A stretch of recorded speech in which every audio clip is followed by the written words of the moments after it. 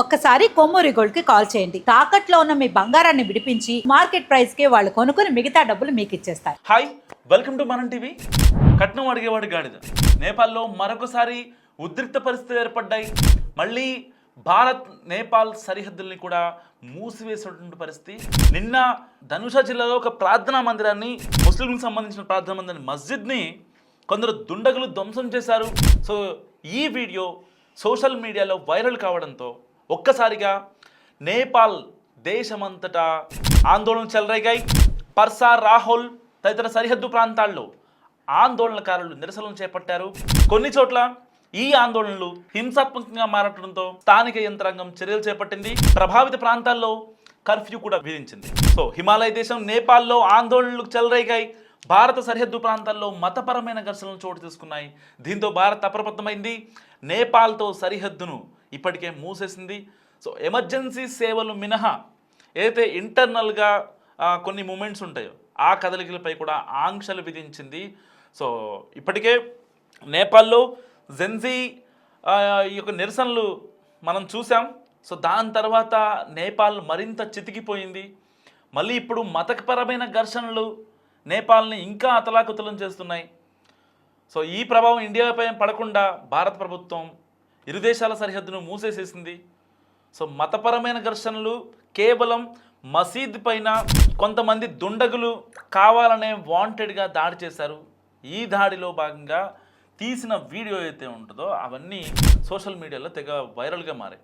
So దీంతో నేపాల్లోని పార్సా జిల్లా బిర్గంజ్ పట్టణంలో నిరసనలు ఆందోళనకరంగా మారుతున్నాయి. ఇప్పటికే కర్ఫ్యూ విధించారు. సో ఇటీవల నేపాల్లోని ధనుష జిల్లా కమలా మున్సిపాలిటీకి చెందిన హైదర్ అన్సారీ, అమానత్ అన్సారీ అనే ఇద్దరు ముస్లింలు సోషల్ మీడియాలో ఒక మతాన్ని కించపరుస్తూ రెచ్చగొట్టేలా కూడా వీడియోలు రిలీజ్ చేశారు. సో ఈ వీడియోలు కూడా వైరల్ కావడంతో ఆ మతానికి చెందిన వారు ఎవరైతే ముస్లింలు ఉంటారో వాళ్ళంతా రోడ్డు మీదకి వచ్చి ధర్నాలు చేస్తున్నారు.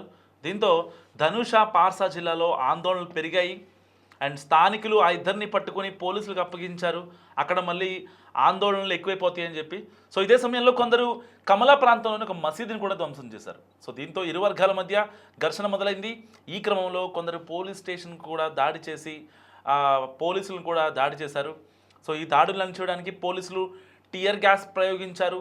నేపాల్లోని హిందువులు ఈ ఘర్షణల్లో అధికంగా పాల్గొంటున్నారు.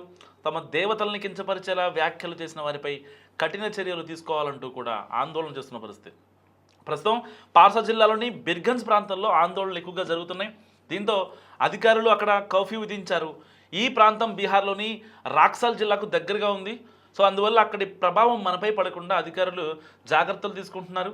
సో దానికి తగ్గట్టుగానే సరిహద్దులను కూడా పూర్తిగా మూసేసి రాకపోకలు నిషేధించారు.